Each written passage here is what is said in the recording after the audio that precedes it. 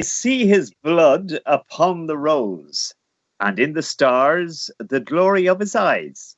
His body gleams amid eternal snows. His tears fall from the skies. I see his face in every Upon the flower. road. The thunder and the singing birds are but his voice, and carven by his power. Rocks are his written words.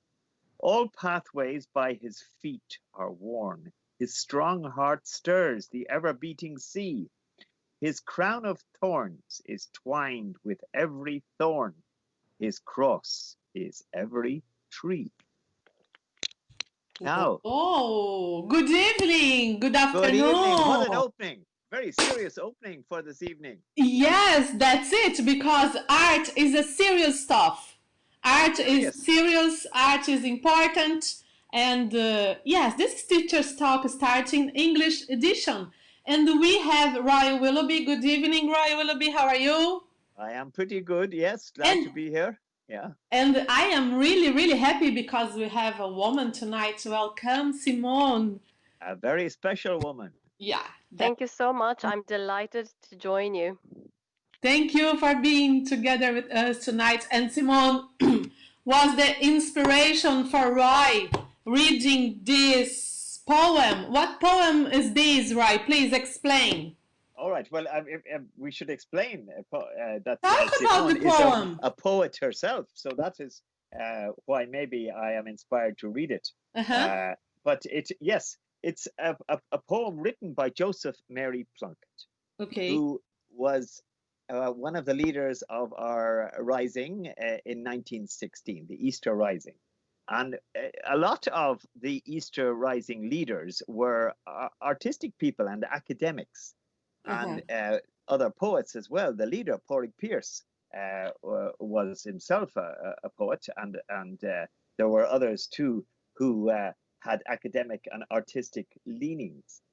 But yes, it's a poem he wrote about religion. He was a very religious person, and the blood upon the rose is, the blood of Christ who was crucified, and the reference to the tree, his crown of thorns is twined with every thorn.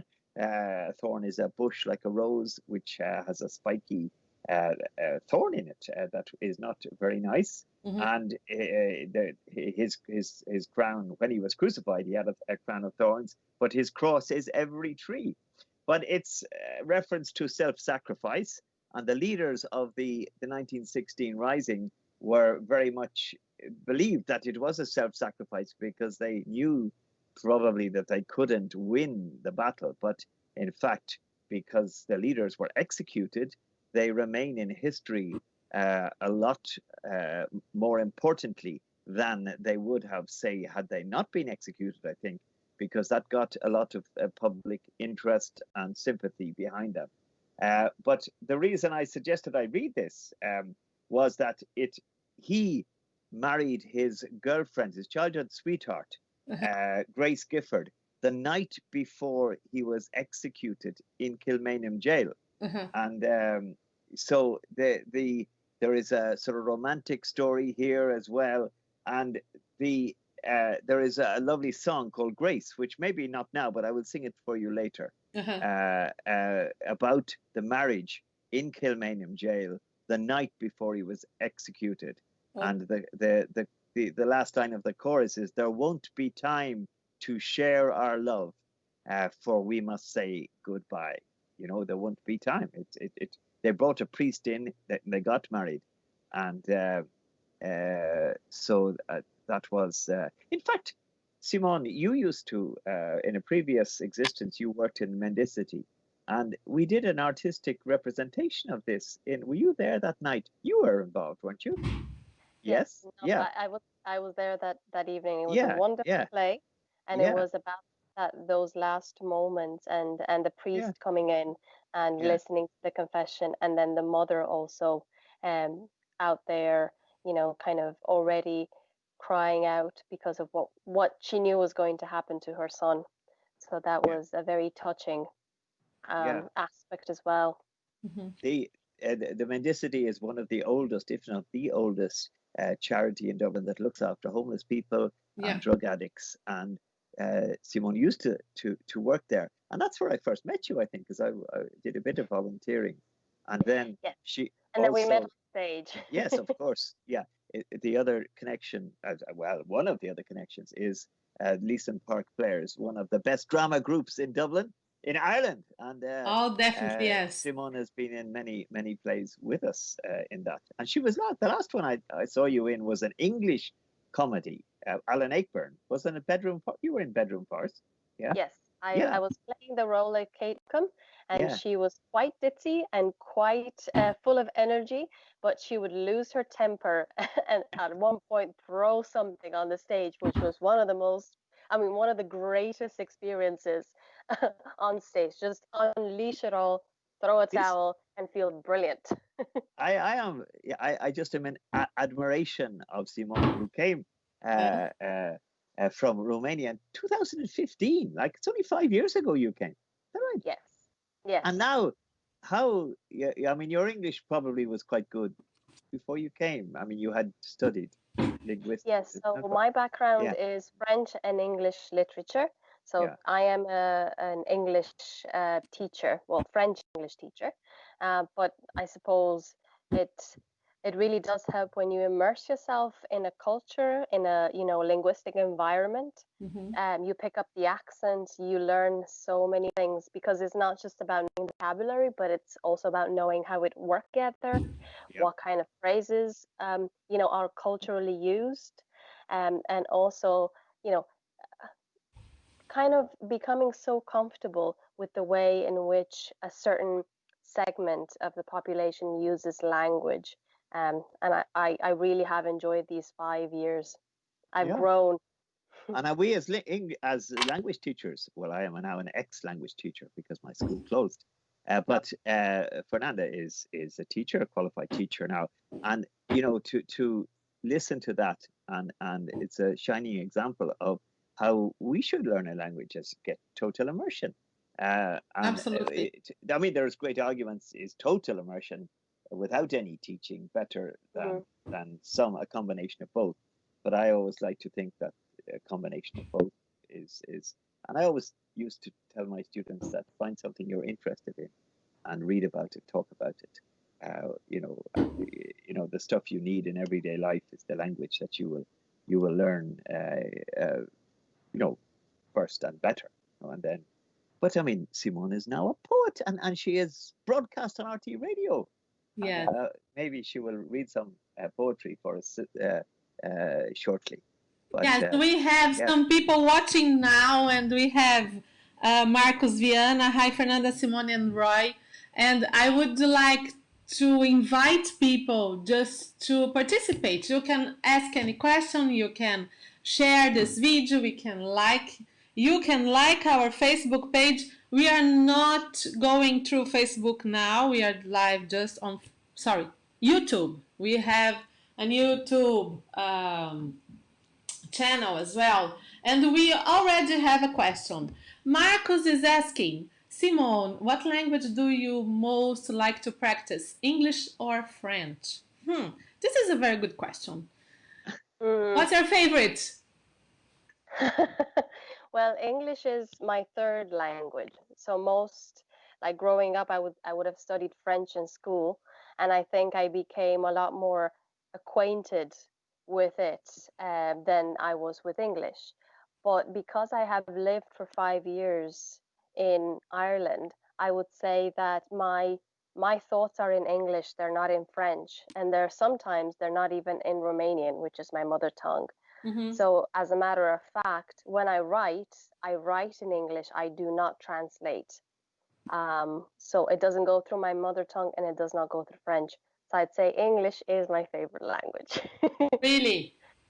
Yes. It's funny because are they similar in any way? I guess it's just my feeling. I have many Romanian friends, and they just say that Portuguese is close to Romanian, and French is close to, if Romanian is close to Portuguese, it might be close to French. And English is totally different. Is that correct? So Romanian is similar to French, to Italian, to Spanish, Portuguese, because it's a Romance language. So I would say that about 60 to 70% of our core language vocabulary is Romance. It's Latin. So we share that. And of course, we have, a very small amount of influence that have survived from our Celtic days. And then we have some Slavic influences, some Germanic influences. But there is that a high degree of similitude between, let's say, Romanian and Italian and Romanian and French. Whereas with English, I mean, that's more of a German type of language, which also incorporates French. So, it's a hybrid. Now you can correct me, Roy. No, what? I wouldn't dare. But Chefach, isn't it? How are you? Yeah. Yeah. Che, which is similar to it means how are you doing? Face is the verb to make, Yeah. And how are you doing? We say how are you doing, but it's similar to, I think, in Italian, isn't it? Yeah. But yeah.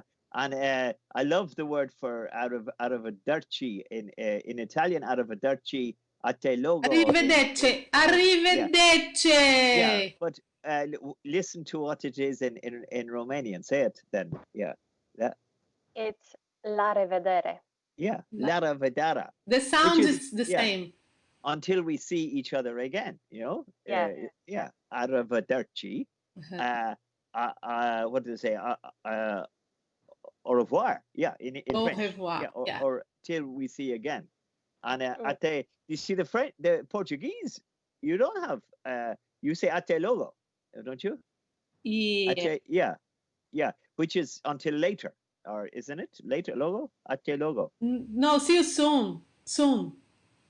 Oh, soon. See you soon. Yeah, but it's not till we meet again, which is the other three. What but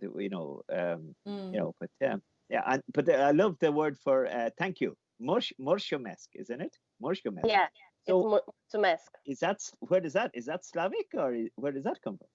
It's actually a few words combined together. It used to be a phrase, and the phrase was mulți ani să trăiești, which means may you live many years. But of course, nobody could say that. So it got compacted into mulțumesc, which is thank you. Yeah. But it's actually a wishing well, may you live many years because of something you have done for me. So. Wow. Yeah. I hope I do live a few more years. Oh, please, God, come on, Roy, don't be lazy, stay alive. My hair is. Don't be lazy, stay alive. Simone, but when did you start to study English?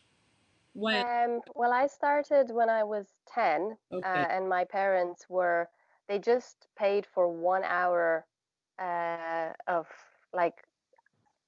it was an English class lesson with a private tutor, because they were teaching us French and German in school. But then we also had TV in English, so nothing was dubbed. Everything was subtitled. Yeah. And some of the channels would have had no subtitles. So I was watching, for example, it was big at the time, Cartoon Network. Okay. And they had all of the cartoons in English. There was no subtitles. And I do remember watching Tom and Jerry. And there isn't much conversation there, but you would have a milk carton, and on the carton you would actually have the word milk. So I remember making the connection in my head. Oh, that's lapte, which is our word in Romanian for milk. And I was so proud of myself, because all of a sudden I knew a word in English. Ha! So, it was good. Know how I learned? When I was 13, my stepfather, he just loved Beatles, and we had a big we say long player. What's the name of that thing? right? A record player. Yes. A record player. So, Yeah. and we had play records on a Beatles, and he used to come to me and say, Fernanda, let's listen to this song and let's read the lyrics. I don't know how to sing. Right now, I'm awful singing, but I clearly speak it. Yeah. Yes, it's just wow. Read. Well, there you are. Say it. Yesterday as a poem. Yesterday, all my troubles seemed so far away. Yes, and I clearly remember sitting there by his side and just reading to the music and trying to understand. It was very tough for a 13 years old girl trying to understand Beatles and learn English. So yes, English it's really I don't know what this language. Anyway, Marcos is asking a very interesting question to the three of you. What is your favorite word in English? I will start by Roy. Roy, what's your favorite word in English? Thank you very much, Marcos. Please share, I think guys. about that for 3 days, please. My favorite word. I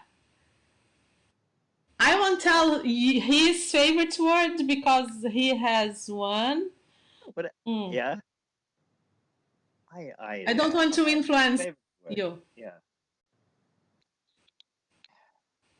I cannot answer that. Really, I can't, because I mean, I have favorite phrases. I have favorite. You know, do I pull out a single word? You know, but let me think. I mean, it's a favorite word. Yeah. Simone, can you? Yeah. Yeah, well, I'll go first. Roy, is that okay with you? Yeah, no, please. Take as long as you want. Help him. Okay, so for me, my favorite word is the word that takes the most effort for me to pronounce.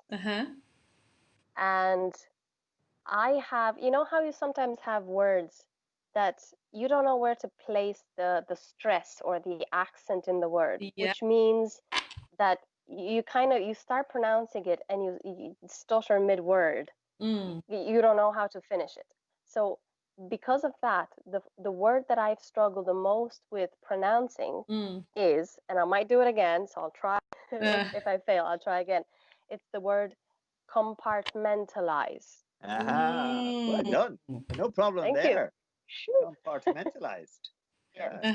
And it's, you know, this act of splitting things into compartments, which I think it's a wonderful discipline to have in general and in life, just to make sure that, you know, things don't get all chaotic, but you put whatever belongs to its proper compartment, and that's set. But I actually had to teach myself how to pronounce the word, and I always split it into two. I just go compartment, allies. Yeah. Okay. Yes. Very good. Yes. I split it.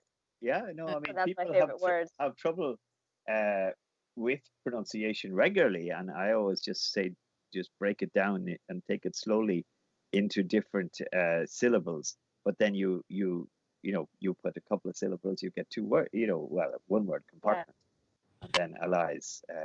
Marco's favorite word is furthermore. I like this word, Marcos. Furthermore. Very nice. Yeah. Furthermore. And somebody's saying a word I'm afraid to repeat here. José Ernesto Soares. I don't know where he's from. And his favorite word, and I guess this word is not English, is puternica. Oh, that sounds very rude. Yeah. No, I think it's Romanian. Romanian. I think so. It could be. Now, it could be a false friend. It could be a false friend. Yeah. But it's a type of bird.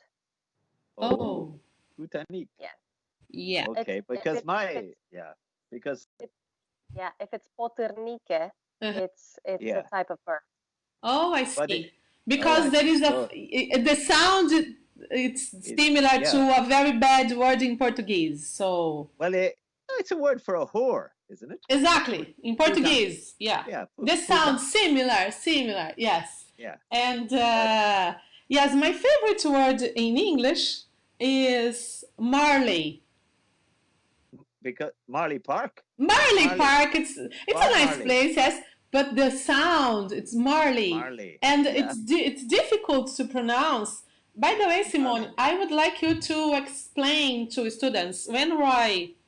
Hello, guys, who is watching now? We have O'Burns, we have Alaide, we have many people. Please send your questions, participate, don't be shy.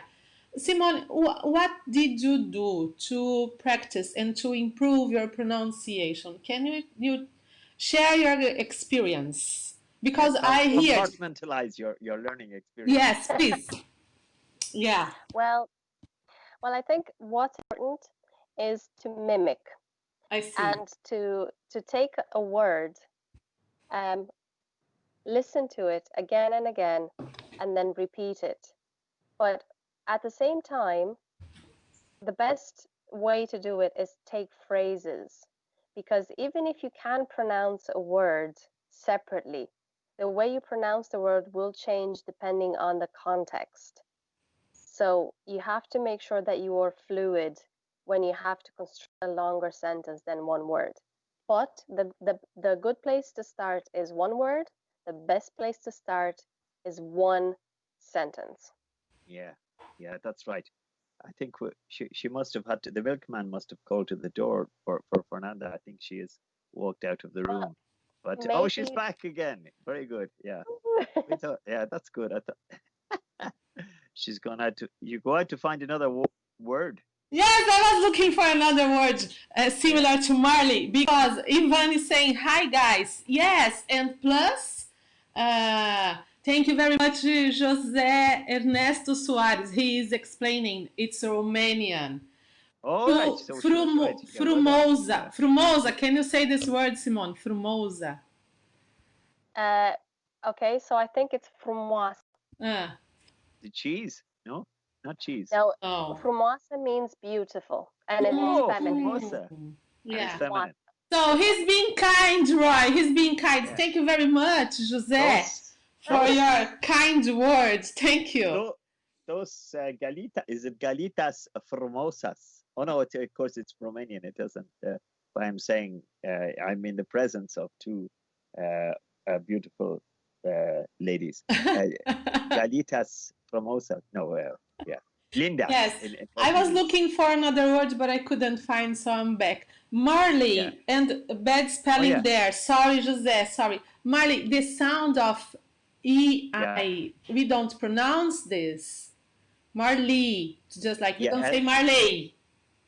Yeah, now just be a little careful, because there is Marley and Marley. Yeah. The Marley Park is near to you, in one of the most beautiful parks in Dublin.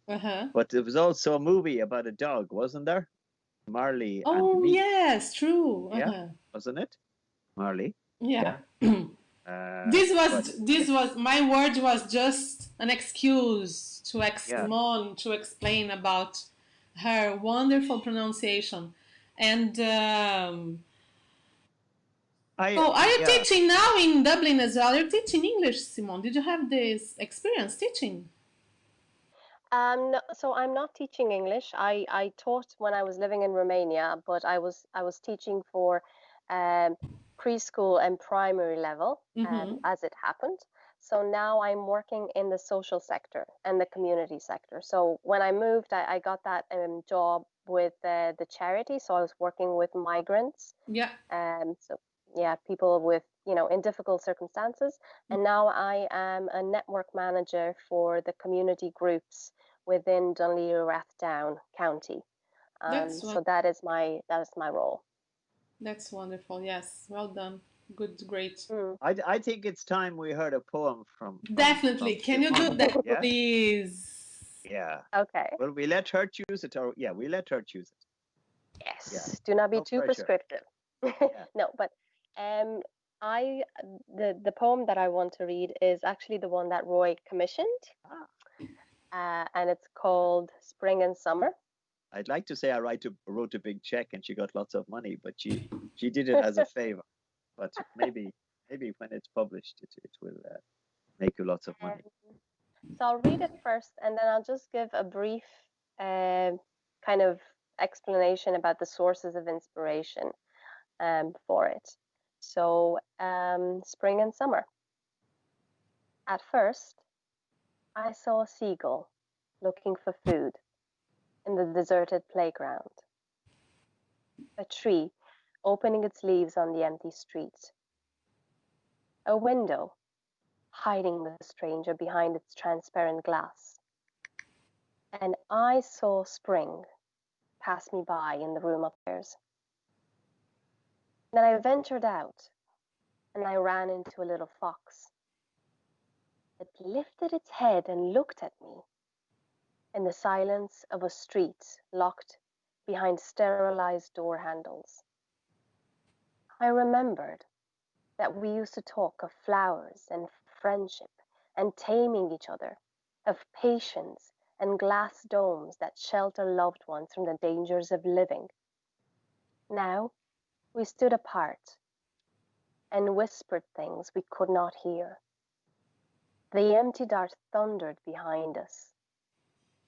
The essential is always invisible to the naked eye and unheard by the distant ear. Now I sit by the sea, listening to a pod of children laugh towards the future. All is not well yet, but this too shall ebb away. Great. Wow. Oh, Yeah. lovely. Yeah. So that was an interpretation of COVID, the whole experience. Because I organize a music session on Saturday nights for my street, and we have great fun. And I asked Simone if she would consider writing one about COVID, and she did, and recorded it, and I played it, and it went down very well indeed. It was fantastic. But yes, I mean, can I just say some words? Sorry, thank you very much, yes. Simone. I would like to have this writing together here with this video. If you can just send to me. And I need to say some words in Portuguese. Sena, Maria Sena. Te amo, minha amiga querida. Que saudade de você. Deus te abençoe sempre. Sorry, thank you very much. I love you. Yes. Well, yeah. Exactly. So Simone, you're a good teacher. Yes, she was my boss. She was my boss long time ago. Yeah. Simone, when did you write this poem? Well, I wrote it in 2 different stages. Okay. But I think, well, I wrote it the night before. I put it together the night before I had to record it. A little bit of a lastminute.com. Whoops. Yeah. But that's when inspiration is best, surely. Yeah. Yeah. That's it. Well, it depends. Yeah. But it would also inspire the second part that I was coming from work, and I came to this office where there was nobody there but me. And as I was walking home, I just looked towards the DART station and I saw a fox. Wow. And we actually just ended up looking at each other. Then it ran away and I kept walking. But it reminded me of that scene in the book by Antoine de Saint-Exupéry, which is The Little Prince. Yes. It's one of my favorite books. But when the Little Prince is talking to the fox, Le Renard, and the fox is telling the prince that becoming friends is actually taming each other, because you start that feeling of friendship and knowing each other has to become stronger than the instinct for survival. That's the act of taming, actually, where an outside voice becomes stronger than an internal voice that keeps saying, run away. Yeah. So that's kind of why I was thinking about, the friendship. And one famous quote from the book, and this is the last thing I'll say, is that the essential is invisible to the naked eye. That's actually a quote from the book. Wow. Yeah. But I added, like, it's unheard by the distant ear, because there was that feeling of I felt isolated. I felt I had nobody around me that could listen to me, and I could couldn't listen anybody else to anybody else. So I felt that, but then I remembered that there is a future, that this too will ebb away. It's going to go away, hopefully. Wow. And if we have been taught something, you're talking about essential, we have sort of maybe refocused on who are the essential workers, for us. And often they have been invisible so far. And now the important people are the people behind the checkouts, the cleaners and rubbish collectors and who we take for granted. That's all part of what we've learned, maybe, that we have got our priorities a little bit better, I hope. Thank you for sharing this. You're just such a sentiment. I just sent that book, The Little Prince, to all my students, actually, when I was teaching in Brazil. Such a great... This book is part of my life, definitely. And I had some teenagers, and they never, ever read a book. And they were like 21, 22 years old. Can you imagine something like this? Somebody that age, never, ever.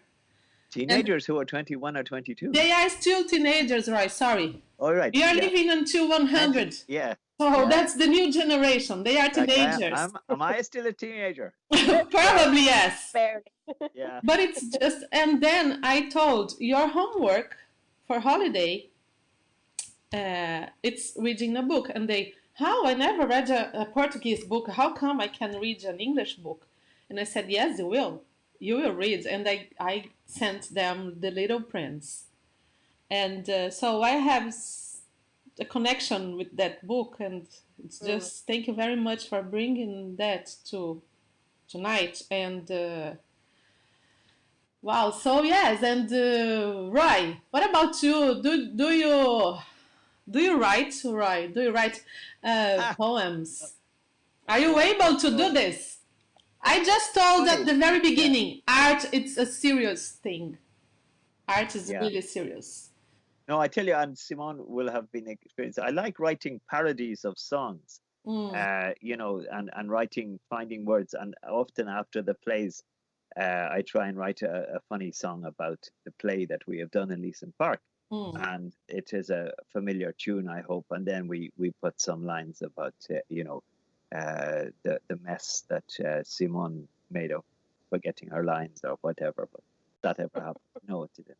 But, things like that. Marcus is asking a very good question. And I have a problem with that word, interesting. I don't like this word, but I like the meaning, yes. I always confuse to pronounce this word. He's asking, how about any poem from Oscar Wilde? I would say a quote from, and please, Roy, help me, correct me. Okay, just a couple of his one-liners. When he was going through the customs, I don't know where he was going, but the customs people stopped him. And he said, I have nothing to declare except my genius. Yes.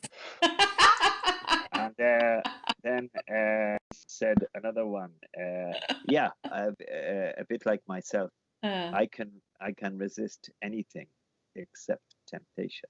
Wow. Yeah. So I will, Marcus, look, listen to that. I will use his word to say a quote from Oscar Wilde. Life, I guess, I'm not sure, but I think that's the quote. Life imitates art. Furthermore, then art imitates life. Yeah, because that's it. That traditionally people thought that's the other way around. The other way around.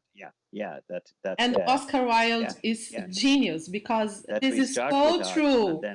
If we see what's happening to the United States these last days, it's just life imitating art.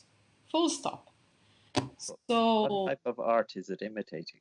Wow, Roy, how many movies did you watch? People going to the front of the house. Right, yeah, the Apocalypse Now, that sort of thing. Yeah, all those, But But did you? Let's we hear to did. Simone. Say Simone. Sorry. Sorry.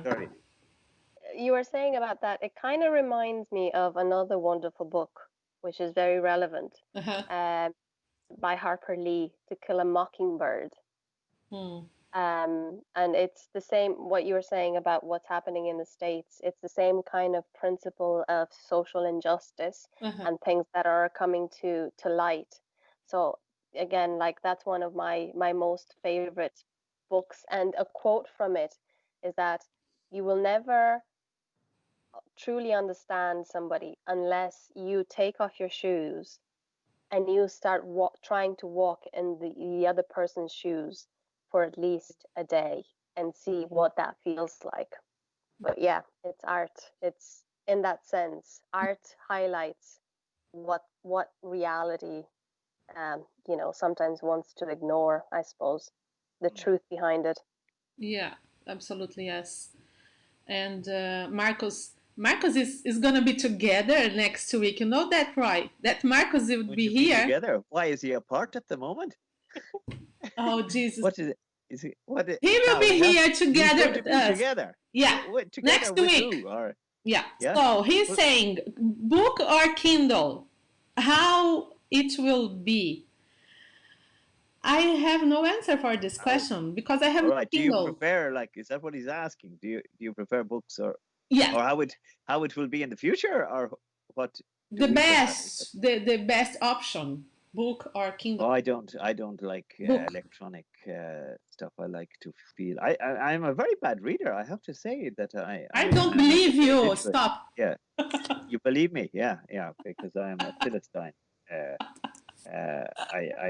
My wife is a very good reader and much more than me. And I don't know why is that. I probably watched too much television when I was very young Mm-hmm. and became a bit lazy. I know I love reading. I love words, as you know, and I love playing with them. Yeah. But yes, I certainly I've tried. We have a Kindle in the house, but we don't use it. Well, not. What about you, Simone? Um, well, I prefer books, Yeah. printed books, but the practicalities of this world Mm-hmm. make Kindle, something that will stay. So, for example, with all of this COVID thing, you Mm-hmm. couldn't go down to the library to borrow a book. Yeah. And even if you had it, like you would have to sterilize it and, Yeah. spray this and that, and it would fade some of the things. But, with a Kindle, it kind of it does bring to you, or it allows you to get what you need in terms of your reading. Your if you feel you want to do something, if you want to read something, I think now is a time when I started to appreciate being able to download a book and read it. Oh yeah, definitely. And he's also say I'd rather read books as well. Yes, true. Simone, please, another part of our conversation tonight. I would like to ask you Hmm. about your experience as a actress. Are you an actress as well? It's my hobby, as in Hobby. these are hobbies that I do. So I haven't had any professional training. It's more like I learned from, you know, the gurus such as Roy. Yeah. Oh, definitely yes. He's great. Yes, right. He's a multi-talented man. Yes, that's Brad. And your experience on the radio. Hmm. What show is that? What's that? So, um, my experience on the radio is being the person interviewed, but also being the interviewer. Okay. So, I have been invited to read a couple of times, to read poems that I have written, Mm-hmm. um, on RTE Radio 1. And the way that came about is that I wrote, I write, and then I went to an open mic session in the Irish Writer Centre. Uh-huh. And it took a lot of courage because, standing up in front of people is difficult. Uh-huh. And the, being a little like being an actor and going on stage does help with gaining that confidence. So I went to an open mic evening, and as it happened, the radio producer for RTE Radio 1 poetry program was, and she invited me to go on the radio. So that's how it happened. And it was with Olivia O'Leary, who is a very well known and very well respected lady, and journalist and presenter in Ireland. And then part of my job is to allow community groups to have a say, to have interviews themselves about what the activities that they do. And again, due to COVID, there was nobody to record. So I ended up being the interviewer, going into the radio station, manning all of the the sounds and the systems. Just like you, And Fernan. yeah, exactly. And actually getting phone call interviews with people from the county. So, I mean, I've enjoyed the experience, but it is quite challenging. Yeah, I know. I would imagine this. I am not shy. You know what's good for me? I am not shy of. But you did radio in Brazil. Yes, I did for Yeah, 2 years, yeah, but I don't. I yeah. have no problems about making mistakes. I am not shy. I don't mind. If I do, I do. I just move on. And I had this experience to talk, to say some words to an Sometimes, audience. It's just sometimes you might even learn by your mistakes. Isn't that right? that's true, teacher. Yeah. Absolutely, yes. but Uh-huh. But yeah, it's no. funny. Yeah. Go ahead. No, it's funny because I am actually quite shy by nature. Mm, So going on stage and having a script that you would have to repeat, that you would have to learn by heart, and also trying to learn the movements that go with it, yeah, and also allow for that little bit of spontaneity to happen. exactly. That actually helped me a lot in getting out of my shell and stop being so self-conscious about this act of communicating in public, because I would get, the stage fright is like, I can't Yeah. do this. I But have yeah, to say that again. Art is serious because when I was 19, 20, 19 years old, I also had the chance. Remember, I told you, Roy, your group had to play the uh, oh Jesus Christ, the Brazilian Yes. author. Who is he? Oh, Raul Seixas. No, no, no, no. It's No. Oh, they. anyway. What? I had experience in a theater as well, an amateur theater, and this helped me a lot to not be shy. This is what I feel, because this is exactly what you said. I couldn't say using all these words and way, but yes, that's true. I have no problem. I just don't care if you are. The problem is you judging me, not I don't. mm, So I feel. yeah. What's your star sign, Simone? I'm sorry. What's where when were you born? When What month? Yeah, well, not the year, but your the star month? sign. Yeah, star Are you a sign. Oh, my Gemini? star Yeah, sign. yeah. Yeah, Sorry, I I have to am a translate for her. sorry. It's like the zodiac, right? yeah. The Yes, yeah. horoscope. So I am a Capricorn. Capricorn. I'm traditional. Yeah. I climb very slowly, and I have to feel the earth underneath my hooves. Mm, yeah. Because I'm a goat. And you, And I Roy. like What's your star sign, Roy? Well, you know what?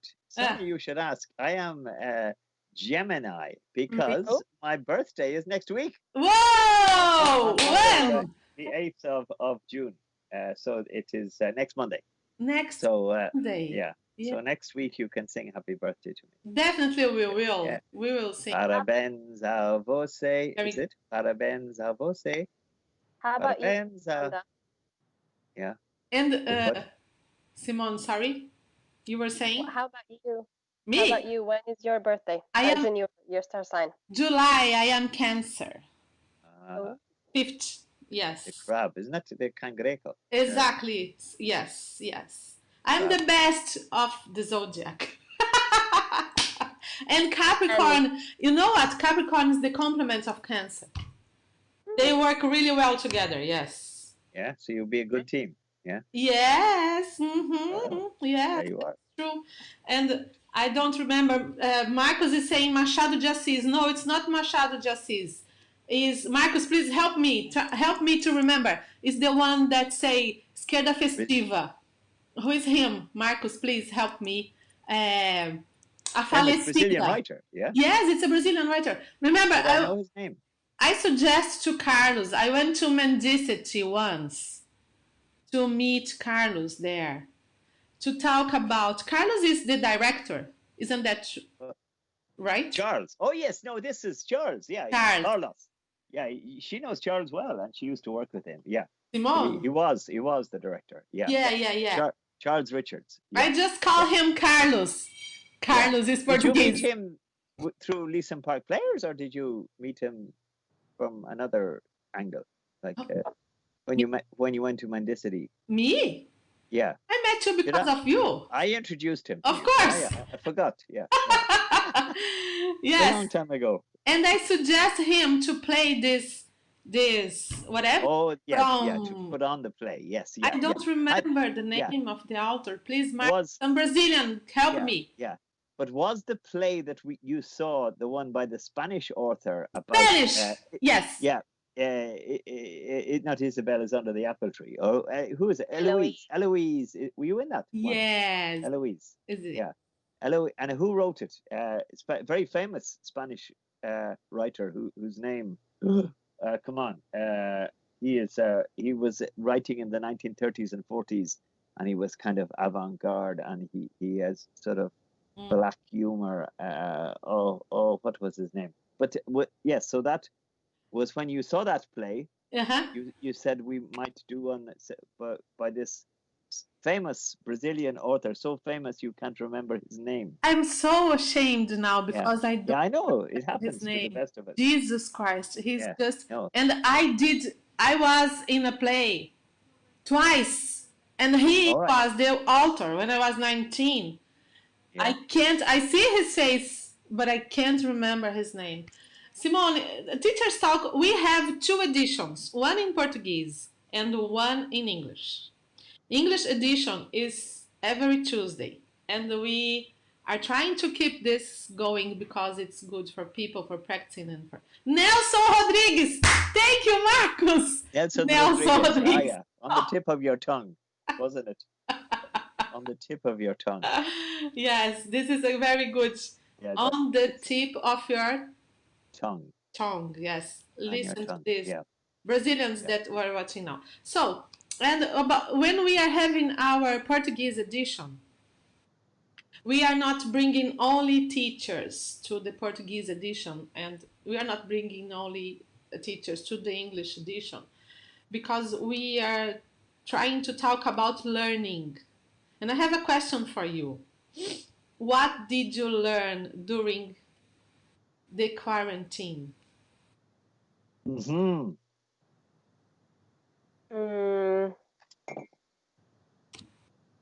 Okay.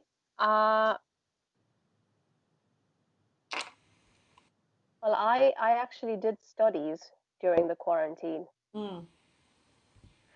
But if you mean like what I learned personally. Yes, it can be, whatever. I think I learned the skill of letting go. And I actually bought a book, a Kindle book. Yeah. Seriously, to help me let go. Because I was talking to somebody on the phone, one of the people that I interviewed during quarantine, and she was a therapist. Okay. So she was talking about, with this quarantine, all of us are going through a lot of things, but one of the things that we might not be aware of is that we're in a process of grieving. Yeah. We are grieving all the things that we took for granted and now we cannot do anymore. So I think that really sparked something in my mind. Yeah. And I went ahead and I just got a book and I learned how to let go, or learning how to let go. And it's not like I'm mastering it, but it's something that it's a new skill that needs to grow. A type of mindfulness, like, is that what you're trying to say? Yes. Yes, you're saying. Yeah, Yeah. yeah. No, I agree. I mean, I think I learned to slow down a bit because normally I rush here, rush there, and go here, there, and everything. And so we are very lucky to have a garden in our house, and I learned a bit more about what I should be doing in the garden, and I've planted more vegetables than ever before. Not that we will be self-sufficient, but and I appreciated that the surroundings that we have, and even watching things grow. But now today, and I have a small video, we have a nest box down at the bottom of the garden, and there is a wren's nest. You know, the small bird, a wren, one of the smallest birds. And there is a bird, they are feeding their chicks in our nest box. And I just sit there and watch it happening. And I think it's lovely just to see this, because we have had other types of birds. One box I have in the garden has a camera in it, but nobody came to live in it this year. So that this one doesn't, but last year we had some small coal tits in it. But the one down at the other end of the garden has got wrens in it. I've never seen wrens nesting before, and you sit there and they go. I think only one parent is feeding the chicks. I'm not sure. I'm not very good at identifying, but he flies out, or it could be the woman. I'm not sure, and gets food and comes back and feeds them. And you can see the little beaks at the hole in the. And I have a little video of it. I with my iPhone. I went right up close and got them feeding. So it's nice to see. But yeah, things like that. You see maybe that you didn't get the chance to sit and just watch and not be rushing off to do something else. Yeah. So yeah, no, and I'm enjoying that. But what will happen when it's all over? Will we go back to the way we were? Is it time to read another poem? Do you have another poem, Simone? I do. Can we do that? Okay, yeah, Yeah. no problem. Great. So I will actually explain first. So in coming to Ireland, I picked up a hobby, which is rowing. Now, I don't know what that word is in Portuguese for rowing, but maybe people already know. You see that me? is the act. Yeah, So I am you're out. rowing. You're out you there. go backwards like this. Bye bye. I'm rowing.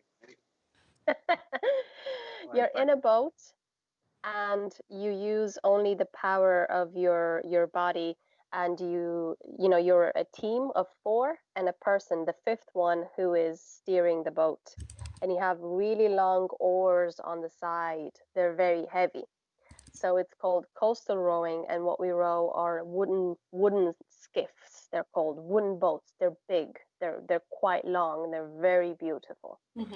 But I was talking to the boat maker who came to visit, and he was telling me that, of course, he cannot use all types of material.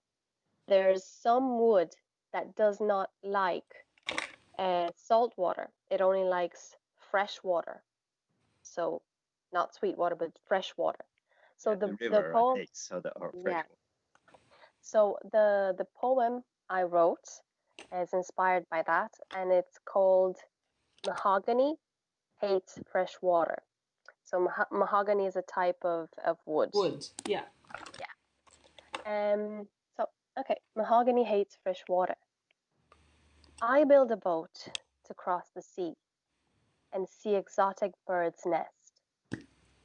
I made the keel out of mahogany. It took the better part of youth and childhood to mold the stem, fasten the bow, set in the stern posts, and shape the whole out of pine and silver spruce. I crafted oars, spurs, stretchers, fixed seats, and a sail, like the hobblers of old setting out to pilot ships through the shifting sands of Dublin Bay. I named her the Valhalles, the stranger, and as she floated patiently in the harbour, she shone with 7 coats of varnish. My kin joined in to wish me well on my journey. But as I set out, the tide turned. Instead of taking me across the sea, it brought me through the estuary to the river mouth, then up the stream to the place where rivers start. Each day was a journey back in time, away from desire and color feathers, navigating the river. The keel slowly gave way to rot under the ferocious density of unsalted ripples. I built a boat to cross the sea, but she sank on the river bank.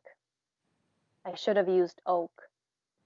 Mahogany hates fresh water. Lovely. Wow. I love that. I have heard that before. I was hoping you would read it. Mahogany is fresh water. And the smell of mahogany, it's really, really love it. You know, I love playing with words, but one of my jokes, I'm sure I asked you when you were in my class, Fernanda, did you hear about the wooden dog? What's the answer? Yeah, did you hear about the wooden dog? What is the answer? Simone, he's asking to you. I don't Did you hear know. about the wooden dog? No. Wooden bark. Wooden bark. Wooden bark. And that, you know, it's like a pun, which I I think is it the linguistic homophone? Is that what it is? Yeah. Wood, where something is the same sound but is a different, you know? Like Donald Trump. What is the poster for Donald Trump supporter? No, but Donald Trump has a poster saying, stop eating solid cheese. Okay? Stop eating solid cheese. Make America great again. Now, why is that funny? Oh, yeah. Great. Yeah. Great is the action of grating. Rabado and Calado. Yeah, with an R. Ha, rava. Yes. So, but it's great. Okay, that's a homophone, but they're spelled differently. Great is Grate, and great as in we have 2 great ladies on the program tonight. That's Great. Great. Anyway, sorry, that takes away from the. This is the type poem, of Trump teaching. Yeah. Nonsense. But Trump, lovely. The mahogany boat doesn't like fresh water. Rowing is very. I think it's a great sport. I was lucky enough to cover some rowing at the Olympic Games, which is a different type of boat. But I think they are great athletes, and it uses your legs and your arms, not just your arms, because your legs have to push, and your back is strained as well. All parts probably. All of you is probably sore after you row for a long time. But anyway. Simone, can I ask you a question? Sorry, Roy. What's for me as a Portuguese speaker, the most difficult phoneme is free. So that I don't say this. I use the sound of the Irish. This, that, these, and those. Yes, this, that, these, and yes, that's what I use. I don't. People have difficulty with them sometimes. Yeah. Yes, they do. That's true. That's true. That's true. Yeah. I don't like USA English. Hello, Katia Cordeiro. Welcome, minha querida. Nice to see you. Hello, Katia. Como vai você? Are you from Brazil? Portugal. Guess what? Me and Katia, we were together visiting Karl Marx's grave. Is that right? Karl Marx, yes. In London? Yeah. Me and Katia. I should know the name of the cemetery. He's buried in... It's beautiful. No, it's not on the tip of my tongue. It's just beautiful. I recommend people just go there and play your, to Karl Marx and walk around because the cemetery is beautiful. So, Simone, tell me. Hello in Portuguese. Hello, Katia Cordeiro. Good to see you here. And she's living in England. For me, so the most difficult. I don't speak as the U.S. English. I hate that actually. I don't. I don't. I just don't like. And I kind of like British English. I think it's beautiful. And tell me, what's the most difficult sound for you? Well, I think theoretically the most difficult sound is the same sound as for you, the th sound, because it's not common. We don't have it in Romanian. We don't make that sound naturally. Yeah. So I think a lot of Romanians would say, you know, this. It's a sort of a D rather than a th. But yeah, I think that's and similar. the French have difficulty with it too, because they end up saying z z z. Yeah. The dog is you know, z, and well they don't have that. Yeah. Well, the French would also have issues with pronouncing the H. Yeah. Sometimes they would not, if a word starts with a H. I am on my way. Hospital. Yeah. I have to go to the hospital. Yes. Exactly. Yes. Because in Portuguese we don't pronounce. Hello. We say human. We say u. It's the same word, but we just say humano and not hum. So it's the sound of R and H.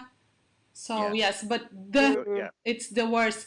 And guess who is here? Hello, Gaudier Martins Otero. I just sent him a picture now. My son Simone, he is here. Gaudier was in the school as well, in English studio, and Gaudier. Hi, Gaudier. Como vai você? He's great. Mi amigo. But he was a very good guitar player. Brilliant. And an artist. He is an artist. You will see it. He is an artist. True artist. Yes. And so hopefully we will play again. But I think look at the time. Can I sing my song before we go? Please do. Yeah. Connected. We started with the poem about I see his blood upon the rose. Yeah. And it was written by Joseph Mary Plunkett, and who married his childhood sweetheart the night before he was executed. And this song was written by Sean and Frank O'Mara, I think 1985, and it's been recorded by lots of people. But Jim McCann, who used to sing with the Dubliners, had the probably the best version of it. But it's interesting. The poem was called "The Blood." I see the blood upon the rose, and the very last line of it is, "I loved so much that I could see his blood upon the rose." And he is talking about his admiration for Porrick Pierce. You will hear the reference to it, but it's one of my. It's a sad song, but I hope my guitar is in tune. I think, is that in tune, Gaudier? Can you hear it? He's saying, "What's the crack, folks? What's the crack, folks?" Kilmainham Jail. As we gather in the chapel here in old Kilmainham Jail, I think about the last few weeks, or will they say we failed? From our school days they have told us we must yearn for liberty. Yet all I want in this dark place is to have you here with me. Oh, Grace, just hold me in your arms and let this moment linger. They take me out at dawn and I will die. With all my love I place this wedding ring upon your finger. There won't be time to share our love, for we must say goodbye. Now I know it's hard for you, my love, to ever understand the the love I bear for these brave men, my love for this brave land. But when Porrig called me to his side down in the GPO,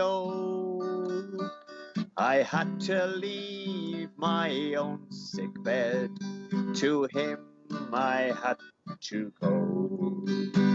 Oh, Grace, just hold me in your arms and let this moment linger.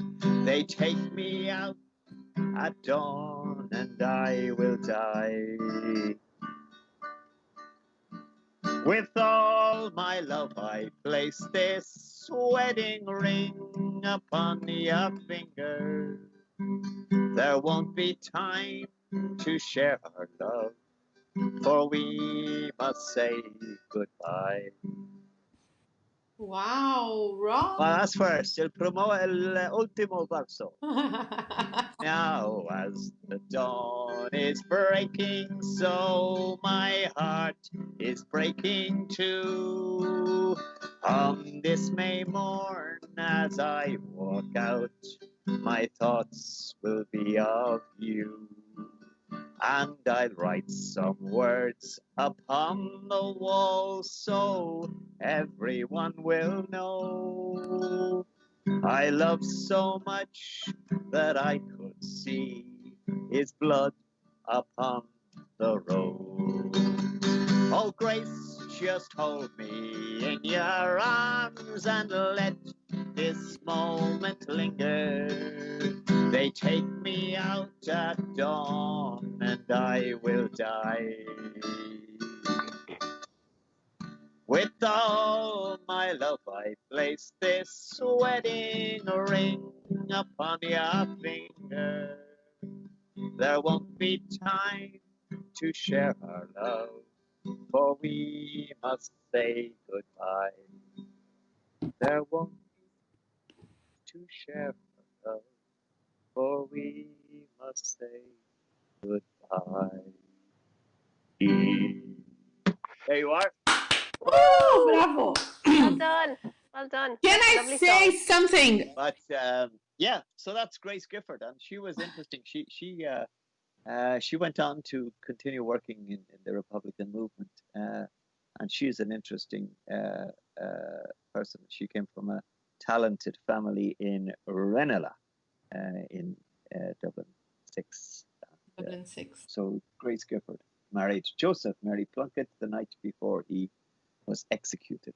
Wow. And about Porrig Pierce and linger. Yeah, that word. Exactly. This is the word. This is the word I was going to talk about, because sometimes we are doing. Who? Yeah. Sorry. Yeah. I was just going to explain the meaning of this word. Yeah. Because sometimes we were there doing something that we like, we are enjoying, but we have to leave because the time is flying and you cannot stay, so you have to go. What's the meaning of, is that correct, Roy? Well, lingering is waiting just for something to happen, and you know, you have a lingering feeling, it remains with you. But also, Dolores Riordan of the Cranberries sang this song, and it was their first hit, I think. Linger. It's called Linger. Do you have to? Do you have to let it linger? Yeah. And it was about a boyfriend, her first boyfriend, who treated her badly and left her, but she kept seeing him, and he kept sort of, almost teasing her, I think. And she was angry about this and asking him, do you have to let it linger? Do you have to, keep, reminding me of how much I loved you? And that linger, do you have to get it? Yeah, so linger, let this moment linger, is let this moment last for a long time. Yeah. But I wish I could let this moment linger, but I'm afraid I have a very important date with a cooker. Oh, that's nice. Yes. Yeah. She is. Yeah. Okay. No, the cooker is now this is a common mistake. The cooker is not a person.